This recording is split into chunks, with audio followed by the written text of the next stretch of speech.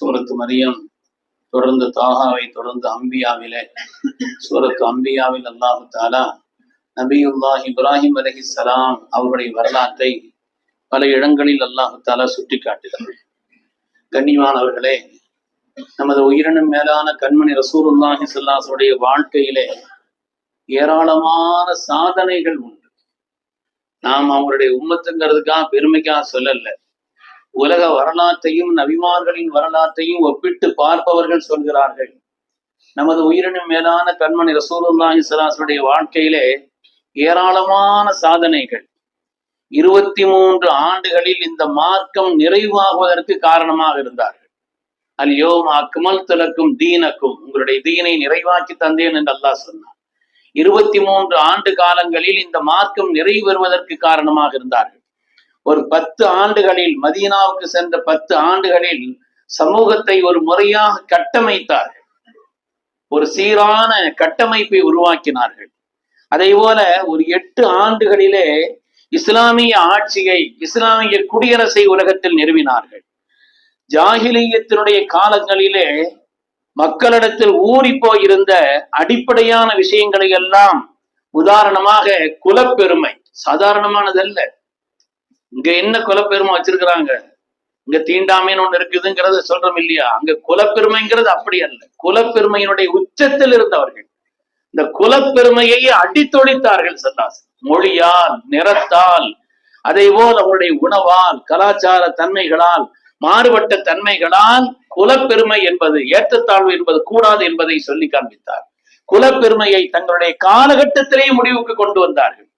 அதே போல வட்டியை அல்லாஹ்வுடைய ரசூல் ஒழித்தார்கள், சூதாட்டத்தை ஒழித்தார்கள், மதுவை அல்லாஹ்வுடைய ஹபீப் ஒழித்தார்கள். அதே போல பெண்கள் பிறந்தாலே குழி தோண்டி புதைக்கக்கூடிய, பெண் குழந்தை பிறந்தாலே குழி தோண்டி புதைக்கக்கூடிய நிலையில் இருந்த அந்த இழிநிலையை மாற்றி பெண்களுக்குண்டான கண்ணியத்தை அளித்தார். பெண்களுக்குண்டான கண்ணியத்தை அல்லாஹ்வுடைய ரசூல் அவர்கள் அளித்தார். அவங்களுடைய சாதனை அப்படிங்கிறது கொஞ்ச நஞ்சம் அல்ல, ஏராளமான சாதனை. அந்த சாதனைகளில் எல்லாம் உச்சமாக ஒன்றை சொல்வதானால், சிலை வணக்கத்திற்கு எதிரான மகத்துவமான ஏகத்துவ பிரச்சாரத்தை இந்த உலகத்தில் நிலைநிறுத்தியவர்கள் கண்மணி ரசூலுல்லாஹி ஸல்லல்லாஹு அலைஹி வஸல்லம். சிலை வணக்கத்திற்கு எதிரான ஏகத்துவத்தினுடைய பிரச்சாரத்தை இந்த உலகத்தில் நிலைநிறுத்தியவர்கள், அதிலும் மகத்தான வெற்றியை கண்டவர்கள். நமது நாயகம் ஸல்லல்லாஹு அலைஹி வஸல்லம் அவர்கள் முந்திய நபிமார்களை போலவே சிலை வணக்கம் கோலோச்சி அந்த சமுதாயத்தில் தான் அவர்கள் நபியாக அனுப்பப்பட்டார்கள்.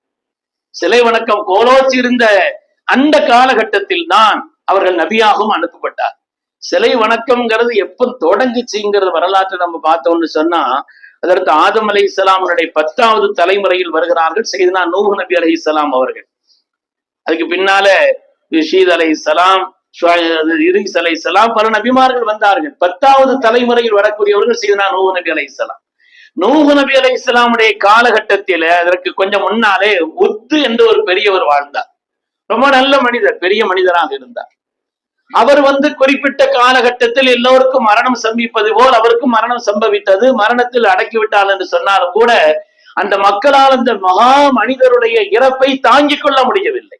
அவருடைய கபர்ல போய் உட்கார்ந்து நீண்ட நீண்ட நீண்ட காலம் அழுது கொண்டே இருந்தார்கள். அப்பதான் ஷைத்தான் ஒரு சூழ்ச்சியை பண்ணுனா, அப்படி நீங்க ஒரே அவங்க நினைச்சுக்கிட்டே இருக்கிறீங்களே, நான் அவங்கள ஒரு போட்டோ வரைஞ்சு தர்றேன், நீங்க அதை பார்த்தீங்கன்னா அவங்க உருவத்தை பார்த்த ஒரு நிலை, அந்த காலகட்டத்துல போட்டோங்கிறது கற்பனை செய்ய முடியாத ஒரு நிலை. ஒரு போட்டோ என்ன வரைஞ்சு தர்றேன், உங்களுடைய நினைவாக இருக்குமே என்று சொல்லி அதுல ஆரம்பித்து வைத்தான் அவன். அதுக்கு பிறகு ஒவ்வொரு ஆட்களுக்கும் போட்டோ செய்து கொடுத்தான்.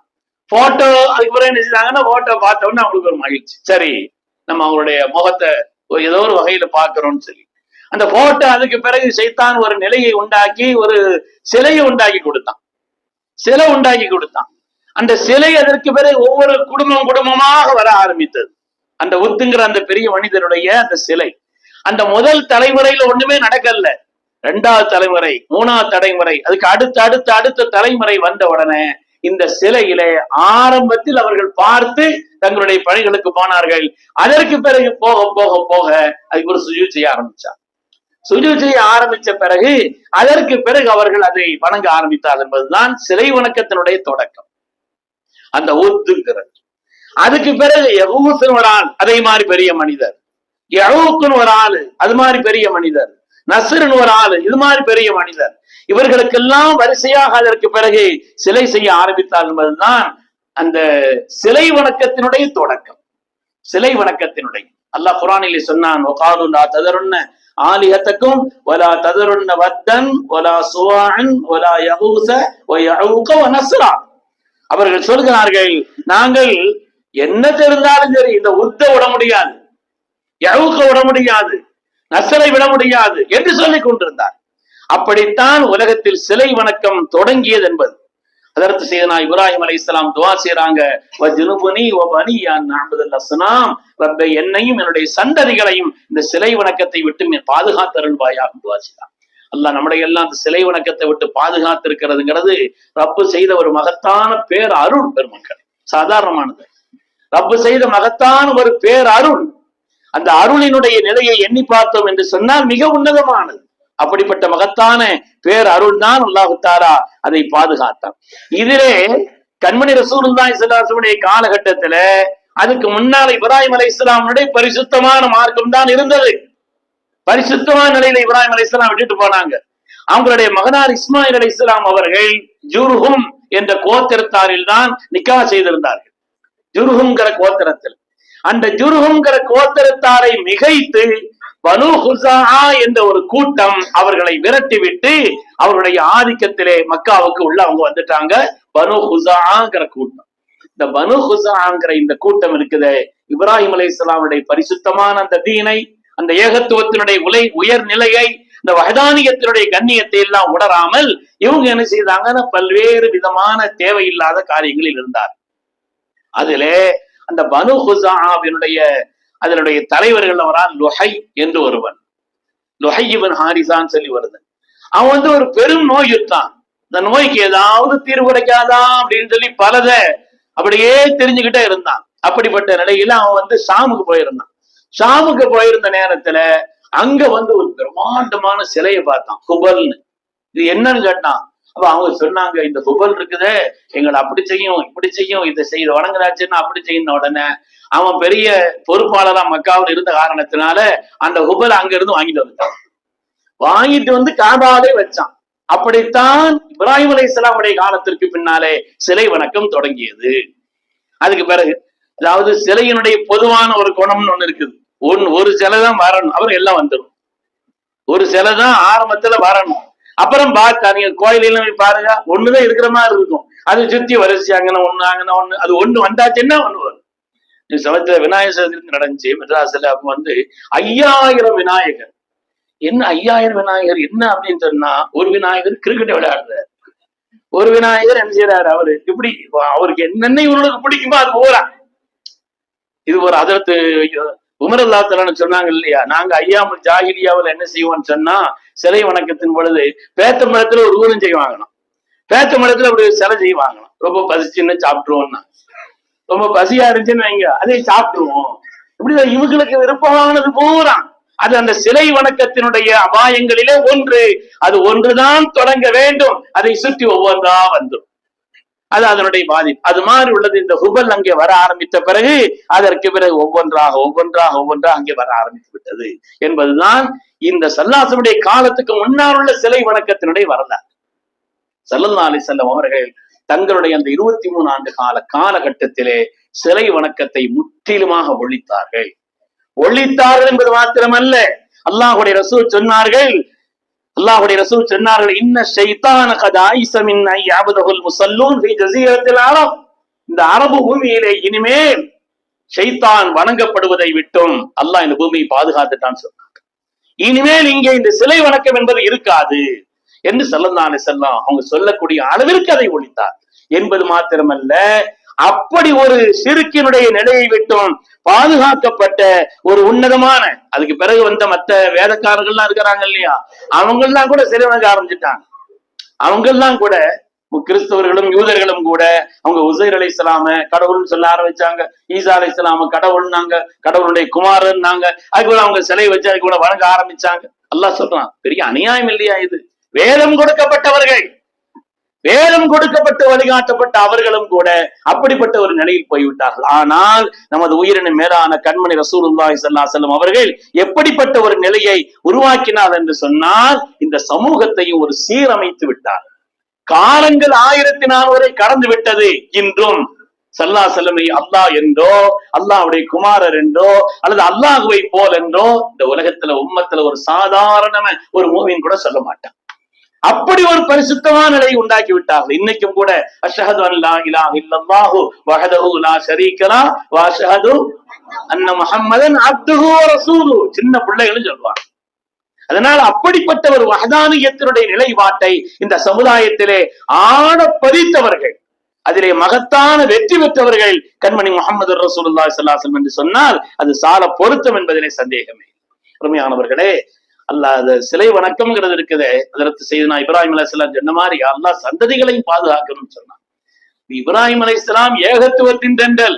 அவங்க ஏன் சொன்னாங்கன்னா எதுவும் நடக்கலாம், என்ன இந்த காலகட்டத்துல என்ன எப்படி எப்படி மாறுறான்னு தெரிய மாட்டேங்குது. அதனால நாம நம்ம சந்ததிகளுக்காக சேர்ந்து துவா செய்யணுங்கிறத இப்ராஹிம் அலைஹிஸ்ஸலாம் உணர்த்தி காண்பித்தால் என்பதை பார்க்கிறோம். அருமையான பெருமக்களை, அல்லாஹ் சொல்கிறான், சிலை வணக்கம் என்பது ஒரு கற்பனை.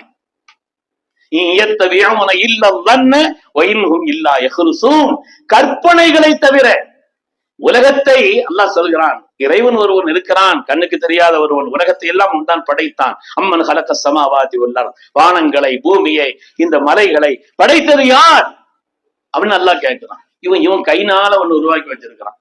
அது வெண்டைக்காய் விநாயகர் இருக்கிறான், இன்னொன்னு கத்திரிக்காய் விநாயகர் இருக்கிறான். இவன் கையினால ஒன்னை உண்டாக்கி வச்சுக்கிட்டு இதுதான் இறைவன் என்று சொன்னது என்று சொன்னான். அல்லாஹ் குர்ஆனில் கேட்கிறான், அல்லாஹ்வின் மீது இப்படிப்பட்ட இட்டுக்கட்டை செய்யக்கூடிய அநியாயக்காரனை விட வேறு எவன் அநியாயக்காரன்? படைத்த ரப்பை மறந்து விட்டான். உலகத்தில் அது ரப்பு இது ரப்பு இது ஆண்டவன் என்று சொல்கிறான் என்றால் எவ்வளவு பெரிய அநியாயம் என்று அல்லாஹ் தஆலா கேட்பார். அதனால சிலை வணக்கத்தினுடைய அந்த அபாயங்கள் அதுல ஒண்ணு என்னன்னு சொன்னா, அது ஒண்ணு வந்துச்சுன்னா ஒண்ணு பெருகிக்கிட்டே இருக்கும். 33,000 கோடி 33,000 கோடிங்கிறாங்க. அப்படி கணக்கெல்லாம் வராது. ஒண்ணு வந்துச்சுன்னா அப்படி வந்துகிட்டே இருக்கு. நாம சிலை வணக்கத்தை எதிர்க்கிறோம், வணங்கக்கூடியவர்கள் அல்ல, அதையும் ஞாபகம் வச்சுக்கிறோம். நாம என்ன செய்யறோம், அது நம்முடைய அடிப்படை கொள்கைகளுக்கு எதிரானது, அவ்வளவுதான். வணங்குறவங்களை தனிப்பட்ட முறையில் அல்லாஹ் குர்ஆன்ல சொன்னா, அவங்க எல்லாம் தனிப்பட்ட முறையில் நீங்க ஒண்ணும் சொல்லிடாதீங்க. வலா தஸுப்புல்லதீன யதுஊன மின் தூனில்லாஹ், அல்லாஹ் அல்லாத மற்றவைகளை வணங்குகிறார்கள், அவங்கள நீங்க பழித்தும் இழித்தும் திட்டியும் பேச வேண்டாம். அப்படி பேசினீங்கன்னா அறிவில்லாம அல்லாஹ்வை திட்டுவாங்கன்னு அல்லாஹ் சொல்றான்.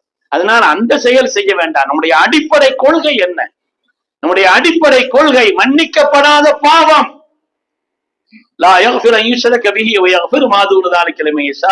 அந்த இணை வைப்பு, அந்த சிலை வணக்கம்ங்கிறது இருக்குதே, மன்னிக்கப்படாது. அப்படிப்பட்ட ஒரு பெரும் நிலை, அதிலே மகத்தான புரட்சி கண்டவர்கள் கண்மணி முஹம்மது ரசூலுல்லாஹி ஸல்லல்லாஹு அலைஹி வஸல்லம். அருமையான பெருமக்களே, அதாவது அதனுடைய ஆபத்துகள்ல ஒண்ணு என்னன்னா, இன்னொன்னு பெருகிக்கிட்டே இருக்கும். ரெண்டாவது பூரா கற்பனைகள் தான். ஒரு திராவிட பேச்சாளர் முந்தி பேசது நான் கேட்டது உண்மையோ பொய்யோ, அவர் ஒரு விஷயத்த சொன்னார், நான் வாக்கு மூலம் அவர் தான். அதாவது ஒரு வீட்டுல ஒரு மூலையில அது இந்த 4 சந்திக்கிற மாதிரி ஒரு இடம், பல பேர் அங்க நின்று போறவன் வர்றவன் எல்லாமே ஒண்ணு கடிச்சுக்கிட்டே இருந்தான். இவரு எண்ணத்தை இல்லாமோ எதிர்ப்பு தெரிவிக்கிறதுக்காக வேண்டி யாராவது ஒண்ணுக்கு அடித்தால் அப்படின்னு திட்டி ஒரு வாசகத்தை போடுறார். அடுத்த நாள் ஒரு வார்வலை தொங்க விடுறார். அதனால என்ன செய்யறாரு, ஆளை வச்சு மிரட்டுறாரு. என்ன நடந்தாலும் சரி அந்த நாட்டமும் அந்த அடிக்கிறதும் ஓய மாட்டேங்குது. கடைசியில பார்த்தாரு, அங்கன ஒரு மாதிரி சிலையை உண்டாக்கி வச்சு ஒரு மாலையும் போட்டு விட்டார். அடுத்து பார்த்தவன் கும்பிட்டு போயிட்டான். அடுத்து பார்த்தோம், அதாவது அது எப்படிப்பட்ட நேற்று வரை எப்படி இருந்த ஒன்றை நாம் வணங்குகிறோமே என்ற ஒரு அடிப்படையான அறிவு கூட இல்லையா என்று அல்லாஹ் கேட்கிறான். அதை தேடுபவனும் தேடப்படக்கூடியதும் அது மிக மிக பலகீனமான ஒற்றுமில்லாதது என்று அல்லாஹு தஆலா சொல்வானே, அப்படிப்பட்ட ஒரு நிலை கற்பனையானது என்று அல்லாஹ் குர்ஆனிலே சொன்னான். அது மாதிரி அருமையானவர்களே, அல்லாஹ் குர்ஆனிலே சொன்னான், அவங்களுடைய வணக்கம்ங்கிறது வெறும் கூச்சல் தான், சத்தம் தான், கூச்சலும். நீங்க இந்த பக்கம் கன்னியாகுமரி பக்கம் போனீங்கன்னா திருவனந்தபுரத்துக்கு போற வழியில அங்கன ஒரு வண்டியில வெடி வெடிச்சாங்க கோயில் ஒண்ணு இருக்கு. அங்கன அது என்னன்னு கேட்டா, துட்டு போட்டா வெடிக்கும். எதுக்கு வெடிக்கிறான்னு கேட்டா, அந்த சாமி கொஞ்சம் தூங்கிட்டு இருக்குமா, வெடி வெடிச்சோன்னு பட்டுன்னு முடிச்சிருமா. வெடி வெடிச்சாங்க கோயில், சத்தம் தான். நாம கேலிக்கா சொல்லல, இதனுடைய நிலை இதுதான். அல்லாஹ் சொல்லுவான், வெறும் கூச்சல், வெறும் சத்தம், இதுதான் இருக்கிறத வர அது ஒரு இபாதத்தினுடைய சுவை சார்ந்த காரியமே அங்க இல்லைங்கிறது அல்லாஹ் தஆலா உணர்த்தி காண்பிக்கிறார் உண்மையானவர்களே. அதனால அந்த ஷிர்க்கினுடைய வாடையே இந்த உலகத்தில் ஒழித்தவர்கள் கண்மணி ரசூலுல்லாஹி ஸல்லல்லாஹு அலைஹி வஸல்லம். நாமளும் வீட்டுல உருவப்படங்கள் வைக்கிறத விட்டு எச்சரிக்கையா இருக்கோம். ஏன்னா அதெல்லாம் அதனுடைய தொடக்கம். அதனால உருவப்படங்களை வீடுகளில் மாட்டுவது, ஷிர்கான பாடல்களை பாடுவது, இது மாதிரி உள்ள விஷயங்கள் எல்லாம் ரொம்ப எச்சரிக்கையா இருக்கிறது, அபாயமானது. சில விஷயங்கள்ல அர்த்தம் தெரியாம கூட சொல்றாங்க, இன்னல் அப்த லயதகல்லமு பில் கலிமத்தி மின் சகத்தில்லாஹ், அல்லாஹ்வுடைய கோபத்தை தரக்கூடிய சில வார்த்தைகளை மனிதன் பேசுகிறான், அதனுடைய கடுமை தெரியவில்லை, அதை உணர்ந்து கூட அர்த்தம் உணர்ந்து கூட பேசுவதில்லை, ஆனால் அதனால் நரகத்தில் வீசப்படுகிறான்னு சொன்னான். அது இப்படிப்பட்ட வார்த்தைகள், இப்படிப்பட்ட வார்த்தைகள். உதாரணத்துக்கு கூட எனக்கு சொல்றதுக்கு பொருத்தமா இல்லாம இருக்குது, அதனால ஞாபகம் வருது, பொருத்தம் இல்லை. கடவுள் உதாரணமா, கடவுள் ஏன் கல்லானான், கல்லாய் போன மனிதர்களான் பாட்டு படிச்ச விளங்குமா இது? இதெல்லாம் எப்படிப்பட்ட நிலை? அவன் அர்த்தம் விளங்கியோ விளங்காமலோ ராகத்திற்காக ஏதோ ஒன்றை படிக்கிறான் என்று சொன்னால் சொன்னாங்க, அது கூட அது இணை வைக்கக்கூடிய வார்த்தையாக இருக்குமானால் அது அபாயகரமானதுன்னு சொன்னாங்க. அதனால இந்த உலகத்துல நமது உயிரின மேலான கண்மணி ரசூலுல்லாஹி ஸல்லல்லாஹு அலைஹி வஸல்லம் எத்தனையோ புரட்சிகளை செய்தார்கள் என்று சொன்னாலும், இணை வைப்பிற்கு எதிராக, ஷிர்க்கிற்கு எதிராக, சிலை வணக்கத்திற்கு எதிராக அவர்கள் செய்த மகத்தான புரட்சி இருக்கிறதே, அந்த அரபகத்தை பாதுகாத்தது என்பது மாத்திரமல்ல, சமுதாயத்தை ஒரு நெறிப்படுத்தியது. காலங்கள் எவ்வளவு ஆனாலும் கூட சமுதாயம் இன்றும் அந்த வஹதானியத்திலும், அந்த ஸல்லல்லாஹு அலைஹி வஸல்லமுடைய கண்ணியம், ஸல்லல்லாஹு அலைஹி வஸல்லம் கண்ணியத்தை எல்லாரையும் விட எல்லாத்தையும் பேணுவோம். நம்ம அவங்களுடைய எச்சம் கூட நமக்கு முகத்துல தடவிக்கிறோமோ, எல்லாம் பாக்கியமானது. ஆனால் அல்லாஹ்வுடைய ரசூலை யாரும் இந்த உலகத்தில் கடவுள் என்றோ கடவுளின் குமாரன் என்றோ அதுக்கு நிகராக யாரும் ஆக்கியதில்லை, ஒரு சாதாரண முஃமின் கூட என்பதை நாம் பார்க்கிறோம். அல்லாஹு தஆலா அவன் வகுத்தளித்த அந்த தீனில் நிலை நிற்கக்கூடியவர்களாக நம் எல்லோரையும் அல்லாஹ் கபூல் செய்தருள்வானா. மார்க்கத்திற்கு புறம்பான அல்லாஹ் ரசூலுடைய கோபத்தை ஏற்படுத்தி தரக்கூடிய எல்லா செயல்களிலிருந்தும் என்றும் அல்லாஹ் நம்மை பாதுகாத்தருள்வானாக. ஆமீன் ஆமீன் யா ரப்பல் ஆலமீன். வஆகிரு தஅவானா அல்ஹம்துலில்லாஹி ரப்பில் ஆலமீன்.